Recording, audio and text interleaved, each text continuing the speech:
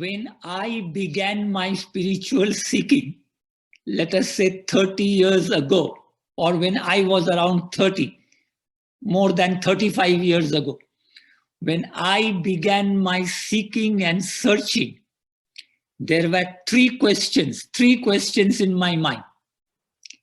And over the last 35 years, more than 35 years, I am trying to always review, improve, better understand the answers to those three questions.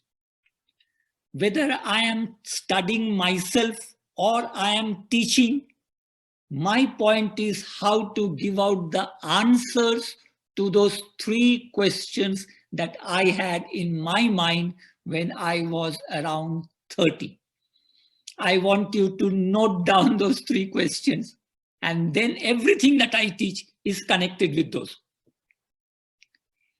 My first question was, when a human being has a problem, any problem, can be physical health, can be financial, can be relationship, any problem that a human being is having, how does spiritual wisdom help us to solve that problem? That was one question.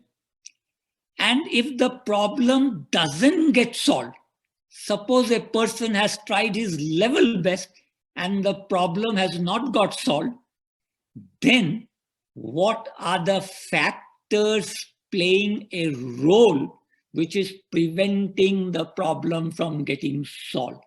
This is the question. If I have a problem, how does spiritual wisdom help me to solve it?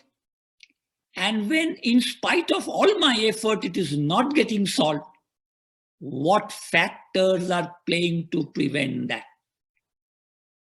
This was my first question that I always wanted an answer. My second question was, somebody doesn't have a problem, but has a desire or a need in the human mind.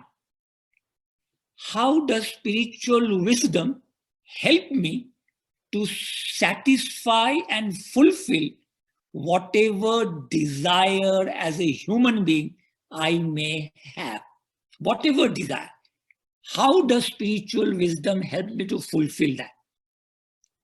And then, just in case after my best effort, the desire is not getting fulfilled, then what factors are playing a role which is preventing me from fulfilling that desire?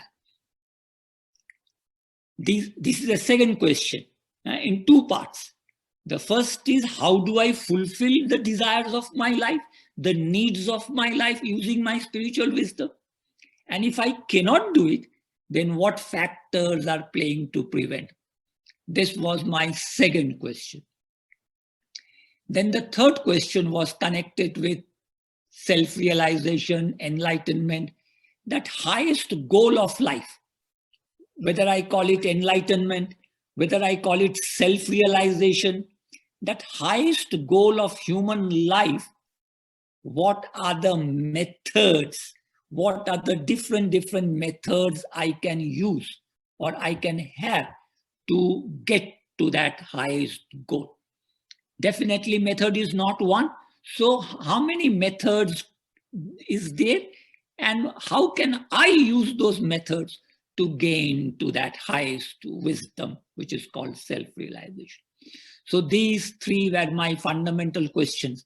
And whatever I'm teaching here, I am trying to always give some answer to these three fundamental questions. And those of you who are sitting in front of me, you have to decide out of these three, which one you are seeking, what type of answer is your need, and then see in my lecture what information I can give you to help you with your need.